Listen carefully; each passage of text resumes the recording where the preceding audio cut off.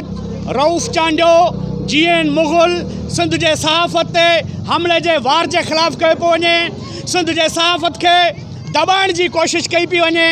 हितां जे हुकुमराननि जी नाहिल हुकुमराननि जी हुकूमत के करे गुड गवर्नेंस के करे जेके हिते चोर ऐं लोफरन के चुड़वाक छो वियो है। हिते कंहिं माण्हूअ जी इज़त महफ़ूज़ कोन्हे। इन हद ताईं जो कलम धड़ी जेके आहिनि उहे हिननि जे ज़ुल्म ऐं फुरलुट जो शिकार आहिनि। सिंध जे माण्हूअ खे हथ वठी हिते तशद्दुद दहशत जो निशानू बनाए पियो वञे त जीअं हिननि जे कुधनि करतूतनि जे ख़िलाफ़ केर बि कलम न खणे।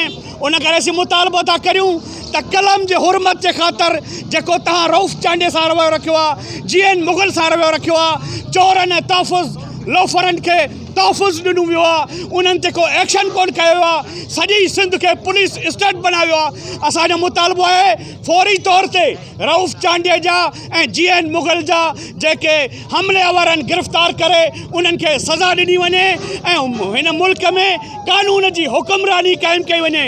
जेकॾहिं न त सिंध जा सहाफ़ी सियासी समाजी धुरियूं सभु गॾिजी हिननि जो जेको मकरूह चेहरो आहे, हिननि जा जेके नापाक इरादा आहिनि त सहाफ़त के दबायूं, सियासी धुरनि के दबायूं, हिते जे सियासी माण्हुनि के दबायूं ऐं हिते लाठी ऐं गोली जी सरकार क़ाइमु कयूं, उहा न हलण ॾींदी।